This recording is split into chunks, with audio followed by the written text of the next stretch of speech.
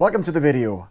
For those of you who watched my reviews of Genesis, Bruce Springsteen and Van Morrison, really appreciate it. Thanks for coming back. Also, very happy and appreciative of those who've left comments under the previous videos, and I hope you enjoy this particular one as well. I'm going to do something different today. I'm not going to talk about a particular band. I'm going to talk about a genre of music, which is prog rock, progressive rock. Why prog rock? Well, in recent weeks and months, I've been coming across more and more of these so-called reaction videos. So people listening to classic tracks and videoing their reaction to them. And I'm starting to see, or have been seeing, lots of classic prog tracks coming out. And younger people, the younger generation who are doing these videos, really seem to be, I mean, some of them supposedly for the first time. Obviously, some of them aren't quite for the first time. But these tracks are having quite an emotional impact and coming and eliciting a lot of approval from this younger generation. So there's obviously some interest in there for prog music. And so I thought I'd talk about that particular genre today. So what is prog rock music? Well, you kind of think of rock music and you think about what its influences are, what its heritage has been. And there's a lot of rock music, particularly hard rock and pop music, comes from the rock and roll era. It's influenced by blues, influenced by soul. But prog rock is different. It's primarily influenced by classical music. These are some of the things that are really been very influential. Here you've got Mussorgsky's Pictures in Exhibition. Emerson, Lake and Palmer did a whole album version of that. You've got Wagner, particularly Wagner's operas where they call the prelude, the long instrumental introduction, almost like an overture. Tristan and Isolde, this one, influenced bands like Genesis, and those of you who are familiar with the big, long Mellotron overture to Watcher of the Skies, particularly on the live album, Genesis live album, you'd recognize that style of introduction. Then you've got the Russians, where you've got here Rimsky-Korsakov's Scheherazade. Again, very, very influential, particularly for a band called Renaissance, who did a whole album based around the same concept. And then for bands like Yes, Stravinsky, The Rite of Spring in particular, very, very, very influential. So, yeah, classical, I mean, what are the characteristics of classical music? Well, it's very dynamic, it's very varied. Sometimes you've got this conflict between the very melodic and the very dissonant. You've got different rhythms going on. It's very, very experimental. It ain't rock and roll, is it? It's not rock and roll. So I think a lot of young musicians from the late 60s onwards, because kind of the golden prog era was 69 to 75. They were really captured by these classical themes, and the idea that they could use rock instruments and come up with the same type of arrangements, almost give them permission to do almost anything. So the era spawned a lot of great bands, of course, but there's a lot of experimentation, a lot of improvisation, but a lot of craftsmanship in developing these long pieces that have stood the test of time, shall I say. One thing to say about prog music, it's worth saying about prog music, let me just get rid of that. One thing about prog music is that music critics usually hated them. Why? I think it's because prog music demanded virtuoso standard of musicianship.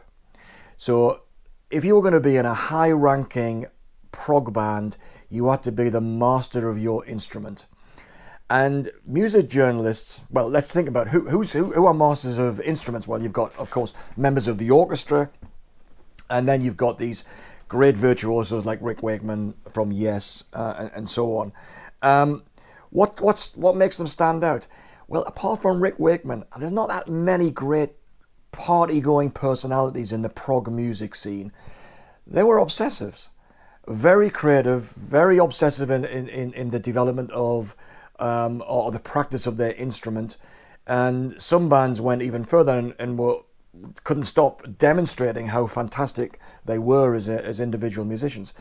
So that doesn't make for parties, wine, women and song, drugs, which seemed to be the thing that a lot of music journalists were hanging around the music scene for, right the way through the late 60s and 70s and so on, because they loved it when punk came along, but I'll talk about punk in another video.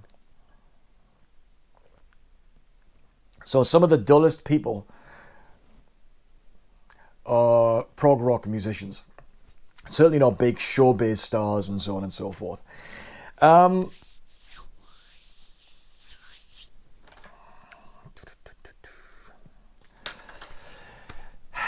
So how to pick the best? How do I, there's many bands got involved in the prog music scene, were part of the prog music scene. Many of them I'm not going to talk about today, but how do I pick the best? So what I've kind of done is decided on which are the great iconic albums that any new person to prog or somebody who wants to dig deeper into prog can become familiar with. But what I've also done, I've selected a second album from these artists to say, well, where would you go next? So it's kind of, if you wanted to learn a little bit more, have a slightly different sound, a different experience of the same band. So this video is about prog music, the best and the next. So let me start talking through the albums. The first band I'm going to talk about is Supertramp. In my judgment, their best album, Crime of the Century. What is it about their sound? Well, they've got two main vocalists and two main songwriters, both of which seem to me didn't spend a lot of time writing songs together. They wrote to very different and created very different styles.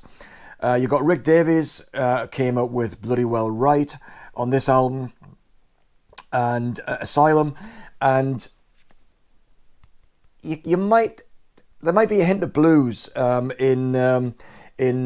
has influenced him as a songwriter. But at the opposite end of the spectrum, you've got Roger Hodgson, who still tours as a solo artist, and he's much more melodic and much more harder to pin down in terms of influences.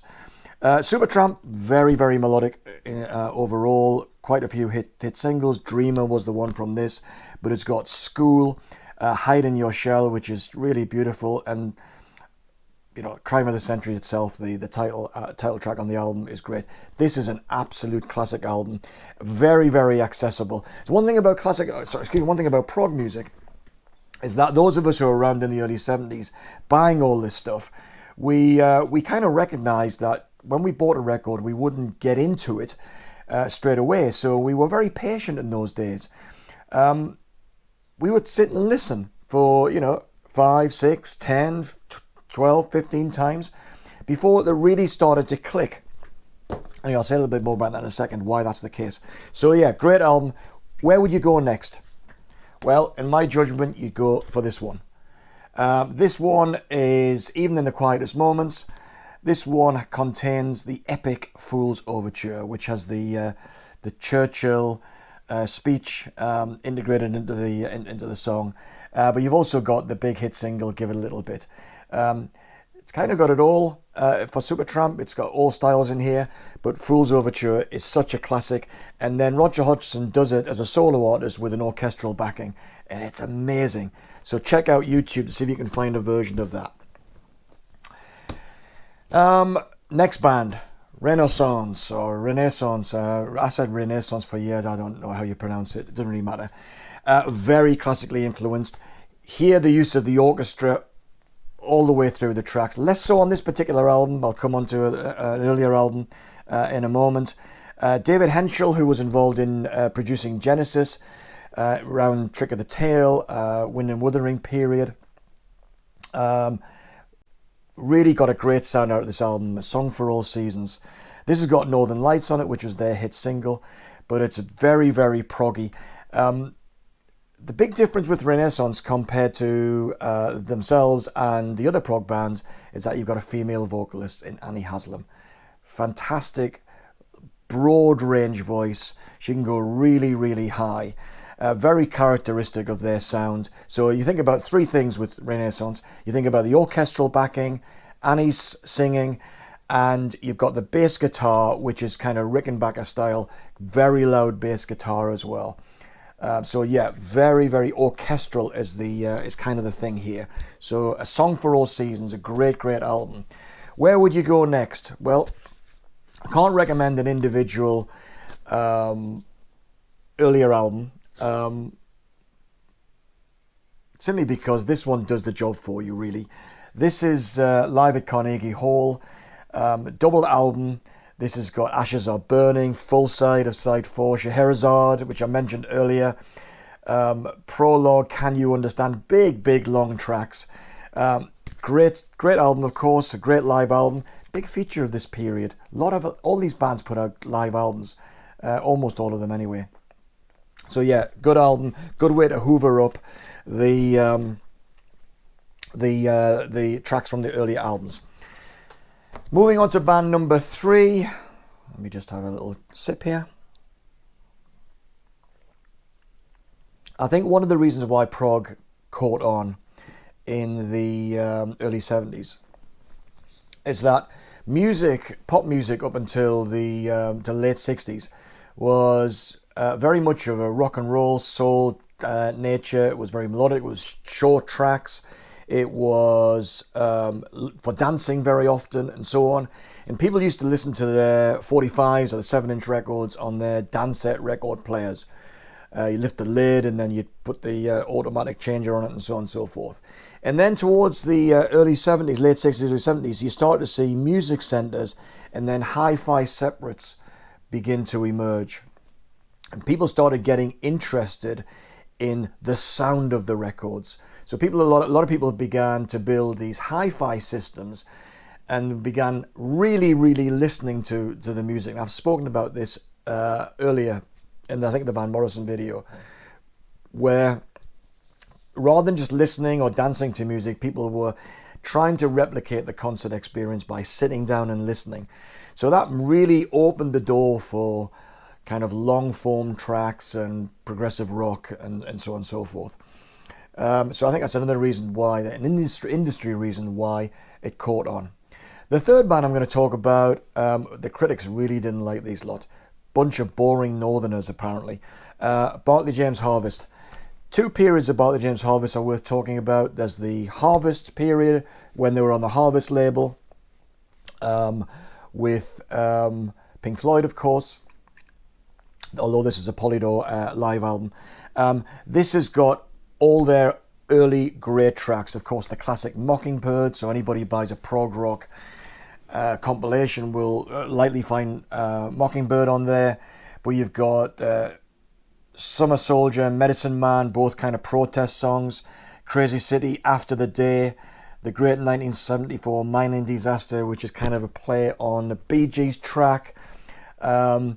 These are very influenced by the Beatles and the Bee Gees. And there's an album over here, Time Honored Ghosts, which has a track called Titles, where the lyrics are made up exclusively, completely by titles of Beatles songs. It's really cheesy, if you ask me. Not the very best album, but still pretty good. But this is a really, really great live show. Kind of balanced. The sound's quite balanced. It's very melodic. The tracks are usually quite shorter. Lots of guitar, great melodic guitar soloing on that, and good keyboards as well. So yeah, really nice band. They came up with another live album which is worth getting, which is a few years later, called Live Tapes. I would go for this one as well. There's a slight overlap, but not much. This has got Child of the Universe on, Rock and Roll Star, Poor Man's Moody Blues, which is what they were labelled as by at least one critic, and they turned that into a song title. Both these live albums are absolutely great, so pleasant listening, not dissonant at all. Completely different, no guitar to speak of here, is a band called Greenslade. Greenslade. This one is probably the most famous. This is Bedside Manners Extra. Amazing cover. Roger Dean, the guy who did the Yes albums. Great imagery here. Fantastic. Yeah, two really good albums. Two keyboard lead players in here, rather than guitarists. So it came out of, I think, Colosseum, the band. So you got Tony Reeves on bass guitar, again virtuoso musician. Dave Greenslade himself, and Dave Lawson. Annie McCulloch on drums. I prefer this album to this album. This one I think is a little bit more accessible. This Spyglass Guest, shorter tracks. Yeah, and there's a cover of a Jack Bruce song on here, Scenes from an Imaginary Western, which is kind of quite unusual for a prog band, I think. But they did a really nice version. Joie de Vivre on here. You've got the Spirit of the Dance. Which is just lots of instrumentals actually on worth mentioning with Greenslade. Lots of long instrumental sections, lots of instrumental tracks in total. Yeah, very good keyboardy sound. I really like them. Didn't see them live, unlike Barclay James Harvest, who I saw several times. Never really got around to seeing Greenslade. Something completely different, but still worth hearing is a band that has 1 foot in prog and 1 foot in krautrock, which is Tangerine Dream. Those of you who know Tangerine Dream know that they do long tracks, very keyboard dominated, Moog synthesizers, Mellotron sequences, very rhythmic, very ethereal sounding, very atmospheric, late night headphone listening maybe. I like this album in particular because it's very dynamic. It's really got some momentum about it, and I think it was constructed from a whole bunch of live recordings made on tour, including in the UK. I think famously at Coventry Cathedral, and they stitched it together and came up with an absolute masterpiece. So this is the album to get. They also, preceding that, was their first album for Virgin Records, which is called Phaedra. This is less rhythmic, less dynamic, but again, brilliant headphone album. Really, really nice.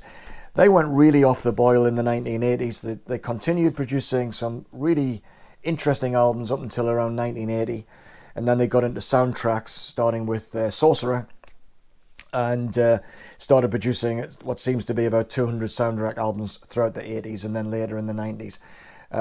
Became really bland, elevator music later on, but those two albums are definitely worth hearing. In similar vein, and on Virgin Records, is the very famous Mike Oldfield. Third album, Armageddon, amazing. Now, of course, he's well known and mostly known for Tubular Bells, which he tried to replicate the success of throughout his career, producing numbers of different versions, Tubular Bells 2, Tubular Bells 3, Tubular Bells 47. But this is his best album. This is, the musical instrumentation here is, unlike Tangerine Dream, it's very, very varied. Lots of traditional instruments on here, lots of guitar, pipes, and so on and so forth. This album is particularly good because it really climaxes at the end of side one of part one. It has this, about halfway through part one, there's a rhythm that begins to emerge with percussion that's kind of got this Native American feel, and it just builds and builds and builds. You've got some lovely liquid guitar over it. And then the guitar he starts stabbing the guitar with these very high notes that go higher and higher and higher. And the climax at the end is just fantastic. Great album. Kind of makes the hairs stand up on your forearms, or brings a tear to the eye. Really fantastic album. Usually as well, by the way, Mike Oldfield albums, side 2 was always kind of inferior to side 1. He seemed to put most of his effort into side 1, part 1. Where would you go after Armageddon? Well, you go to Hergest Ridge. It's his second album. This is much more classically influenced. It's much more calm, like a pastoral feel. It's I think it's influenced by some hill in Wiltshire in southwest England. I think it's Wiltshire. But it really quite beautiful album. It's really nice. Much more relaxing experience than Omadone. Omadone will kind of shake you out of your seat a little bit. Not this one so much, but still very enjoyable.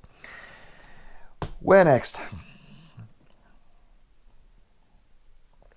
Well, having bought lots and lots of prog rock albums in the 70s, and saw lots of bands, saw most of the famous bands, I was always on the lookout for a band that could kind of recapture that period without coming across some sort of a pastiche. And the band that did it for me eventually was a band called Big Big Train. And I discovered them through some contact on Twitter years ago. And they've got a kind of mixed, their albums are kind of mixed, but this is the one to get. These are two double albums, part English Electric, part 1 and part 2. What do they sound like? Oh, by the way, this is the one to get if you can get it. This is the, because you won't get the vinyl now, it's too hard to find. But they did a version of it called English Electric Full Power. This is a double CD in which they reordered the tracks and put some new tracks on as well that came off an EP. Very influenced by Trick of the Tail and Selling England by the Pound, and very English sounding as well. Two great songwriters in Greg Sporton and the bass player, and David Longdon, the singer, also plays flute just like Peter Gabriel did in those days. Doesn't have the stage presence of Peter Gabriel, there's no doubt about that, but what a fantastic band. If these people had been around and created a band around 1973, they'd be living in mansions on Malibu Beach right now. Do they have mansions on Malibu Beach? I don't know. But they'd be living in mansions. They'd be multi-millionaires. Both very accomplished albums. Great band. Great band. A little bit of a mixed catalogue, but certainly English Electric is the one to get. Now going way back again. One of the most famous bands of prog, and possibly the most famous band in prog music, kind of defines the genre, Emerson, Lake and Palmer. Again, not much guitar, but dominated by Keith Emerson's keyboards. Greg Lake, the vocalist, been previously with King Crimson. Talk about King Crimson in a second. Their albums, Tarkus and Brain Salad Surgery, are the ones that seem to be the most popular. I prefer this one, Trilogy, partly because it has some acoustic guitar on it. It's got some acoustic guitar bass tracks from the beginning. But this album is kind of more varied than many of the others that they had. And they've got a Baden's Bolero, which is kind of a play on the Ravel's Bolero. They really are classically influenced. That's, to me, is the best sounding album and the most rounded album that they did in those early years. Definitely a career peak for me. But where would you go next? Well, you can't ignore the early stuff. You'd go for this one, the live album, the triple live album. Welcome back, my friends, the show that never ends. Ladies and gentlemen, Emerson, Lake and Palmer. This has got Carnival 9, it's got Tarkus on it, Hoedown, Jerusalem, Jeremy Benton, the Sheriff, piano improvisations, Take a Pebble. They were really showy, this band. I never actually saw them live. Seen a few DVDs or videos of them. Bit too showy for my liking. Just a trio though, so Greg Lake with the voice, mainly bass guitar, occasionally a little bit of electric guitar, but not much, and acoustic guitar, but not so much on this album. This, you get a sense of how bombastic they were. Very immersive. If you turn this up loud, it feels like you're in the concert hall. So they're good. They're good. They're not my favorite prog band, but they're undoubtedly one of the greats. What started it all off? It's hard to say. Some people talk about the Moody Blues with the use of Mellotron as being the precursors or the pioneers when it came to prog rock.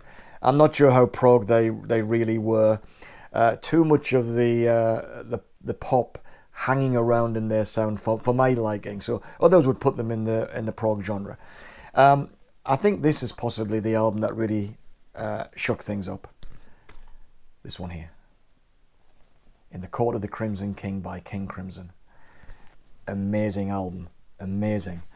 Now the lyrics, so there's a characteristic of, I think, prog music is that all the lyrics are about pixies and so on, but I think people who are really into prog rock aren't necessarily that into the lyrics. The lyrics don't drive the music. It's the musicianship and it's the long form, it's the dynamics of the music, the quiet up against the loud, the fast up against the slow. This is a beautiful album. It's got some really, I mean, one of the characteristics of King Crimson is that sometimes their music is very, very dissonant, very difficult to listen to. You certainly wouldn't put that on at a dinner party.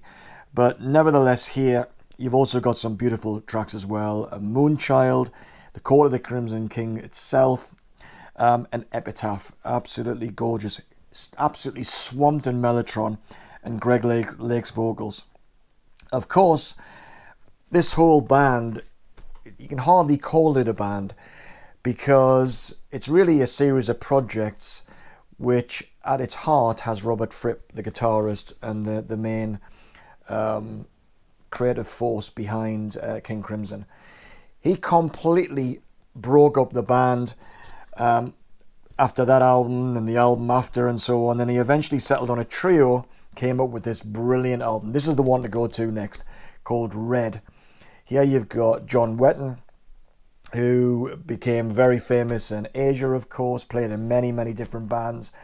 The amazing Bill Bruford, fantastic drummer, right up there, probably even surpasses Phil Collins as a drummer. But this is a great album. You've got all sorts on here. You've got some really, really harsh sounding, aggressive sounding stuff, or like Red, for example, the title track. And then you've got the beautiful Starless, which has got that dissonant section in the middle, but again, very mellotron based, 12 minutes, amazing track. It's absolutely gorgeous, and they do a great version of that these days because Fripp kept breaking up the band, and the 80s version of King Crimson, they were off for a few years, the 80s version was unrecognizable from the early 70s, late 60s, early 70s. Just one supplement from the later albums, this is a particularly good one. Very beautiful. Power to Believe. Different band again. Fantastic album. Fantastic album. Talking of dissonance and bands that you really had to concentrate and spend a lot of time with their albums before you really got into them, is this band, Van der Graaf Generator. Now, in my judgment, they've got the best lyricist in the English language, or at least the British version of the English language. So the best British lyricist in the singer Peter Hamill. He writes about philosophy, psychology, relationships, all sorts of stuff. Someone described him, I think, very early on when he went to university, I believe in Manchester, as that he has the brain the size of a planet. And he's very, very clever. Very prolific as well. Many, many solo albums that are worth hearing. This is the album I particularly like because there's not a bad track on it. Of course, you've got this astonishing Still Life, which is about immortality. And you've got Childlike Faith and Childhood's End. La Rosa. I haven't got my glasses on here. Pilgrims. Yeah, great album. You could go for God Bluff, which was the album before that. They'd split up and they came back together. This was the second comeback album. I absolutely adore this album. The dominant instrument, there's two dominant instruments in Van der Graaf Generator. One is Hamill's incredible voice. He goes from a whisper to a scream in a single line. Got a great falsetto as well. Really, really brilliant singer. And the second lead instrument is not the keyboards, it's not the guitar, because there ain't much guitar, it's the saxophone. And David Jackson played the saxophone, sometimes two at the same time, and created this really unique sound, a very dense and a very dark and aggressive sound, kind of contrasted with some really beautiful tracks as well. One of which appears on an earlier album, which I'd say is the second one to go for, which is The Least We Can Do Is Wave to Each Other. The track in question is Refugees. This has Darkness, White Hammer, After the Flood, whatever would Robert have said. This is a great, great album. Now, a lot of people who are into Graaf Generator, say, no, you've got to go for the album Pawn Hearts, because side 2 has A Plague of Lighthouse Keepers on it, which is a full side track, a little bit like Supper's Ready by Genesis, or Close to the Edge by Yes. But that Least We Can Do is Wave to Each Other is the one I would go for next. It's still very, very accessible, still very, very melodic, but has all the hallmarks of the Van der Graaf sound. Coming towards the end now, so I couldn't get by without mentioning this band, of course, because I've already done a video on them. This is the album to get if you're a relative newcomer to prog music or you want to start digging deeper. This is an absolute classic, possibly the greatest greatest prog album of all time. Selling England by the pound, has the epic Firth the Fifth on it. Arguably the best Genesis track of their whole catalogue, right up there with the Musical Box and Supper's Ready, which I've already mentioned. But this has got Dancing with the Moonlit Night, The Battle of Epping Forest is great, The Cinema Show, and it's got their first so-called hit single, I Know What I Like, In Your Wardrobe. Great album, great album. Definitely go for that one. It's the first one that I got into, lent it off a friend. Brilliant, brilliant album. Justifiably one of the best albums in the genre. Where would you go to next? Well, you certainly wouldn't go to Invisible Touch. You would probably go to this one, The Lamb Lies Down on Broadway, which I talked about in my Genesis video. So much to discover here that almost 50 years after it was released, it still repays close attention. Lots of stuff going on here. Really brilliant album. So yeah, it takes a long time to get into this one, no question, but it's still a great, great album. 2 bands left. First one, Yes. Can't ignore this album. I've talked about Yes a little bit already. What's characteristic about Yes's sound? Well, almost every musician here is fighting for the melody line. You've got John Anderson with the vocals, beautiful vocalist. Steve Howe with all these guitars. Rick Wakeman with keyboards. And Chris Squire with this super loud and melodic bass guitar. Rickenbacker maybe, sometimes. But this guy just fighting for the melody line all the time, and it makes for a very dense sound. So this particular album is awesome. The title track, Close to the Edge, is it in turns aggressive and beautiful. And then you've got And You and I, the first track on the second side, which again is really gorgeous, very acoustic intro and so on. Very, very nice album.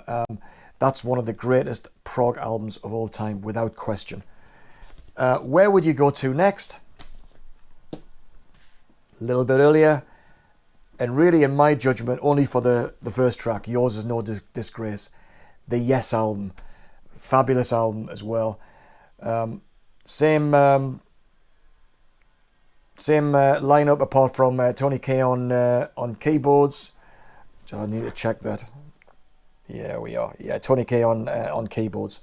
I should know that really, but for some reason, Yes, I really admire Yes, and I saw them a few times, and they're kind of hard to love, I think, sometimes. Sometimes the music was very dense, a bit too show-offy. As I mentioned earlier, they're always having these bloody solo spots in the live shows. It's kind of irritating, because there's so much great tracks within their catalogue. But anyway, that's a great album as well, but Close to the Edge is the one to go for. And finally, you can't go anywhere in prog without this album in your collection. Dark Side of the Moon. What's to say about this album? Well, not much. It's all being said. Great concept, kind of about aging and psychological madness and so on. Got the absolutely awesome time on it. Us and Them, beautiful.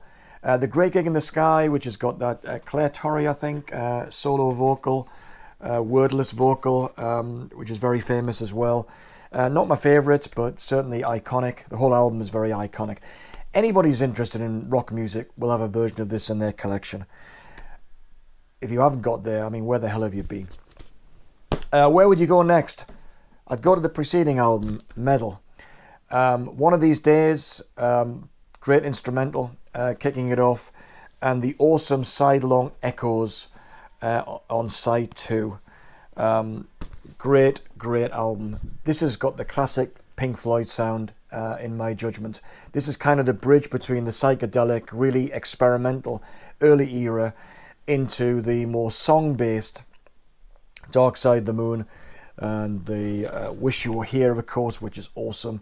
The Wall, Animals, and then all the stuff after Roger Waters left in the late, after the Wall tour. Sorry, after the Final Cut in the early 80s. And even though they're kind of a bit soporific in their style, they're kind of one-paced, some of the sounds they get, particularly from Gilmour's guitar, is very beautiful and can't be ignored. So even the later albums are still worth hearing. Even though the grit and the oyster, Roger Waters, the tortured artist had long gone, still worth hearing. So that's kind of my run through of Prog. Some notable mentions, without going into too much detail. Big fan of, a lot of people like Jethro Tull. That's the best album. Aqualung. Frankie Goes to Hollywood with Trevor Horn on the controls. That's basically a mid-80s prog album, really good. Haven't talked about this band, and I haven't until now. These are emerged in the late 80s and 90s, and probably not the best album. Porcupine Tree. Now, anybody who's into a kind of a prog sound will recognise Stephen Wilson as the great genius behind Porcupine Tree, and has got solo stuff as well. I like this album in particular because it's got the long version of a track called Even Less. I saw this band in the smallest of clubs in Birmingham many years ago, and they opened with Even Less, and it was incredible. So yeah, they're a great band, worth checking out. Stephen Wilson as well. What else? You've got the Flower Kings. This one, Flower Power. Again, very influenced by Genesis and Yes. Right up into the 21st century stuff here. The problem with this band is that they were so prolific, and their tracks were like an hour long. So it's hard to kind of stick with them. You can't dip in and out. The whole thing just goes on for a long time, but they're great, very melodic. And finally, this album is worth hearing as well. Transatlantic. The closest we've got to a replica of Close to the Edge. Really good though, really good. So no mention for Radiohead, OK Computer and the Bends, both worthy of possible inclusion in a list of some of the best prog albums, but won't talk about those today. Not really prog enough for my liking. So anyway, that was a run through of mainly 70s prog. All the classics mentioned, I hope. And I hope if you are interested in progressive rock music, you might dig out one of these albums and give it another listen. Or if you're relatively new, you can't go wrong with this list. You'll capture most of the best albums by all the great bands. So anyway, thanks for watching, and I hope you've enjoyed the video, and I'll see you next time. Cheers.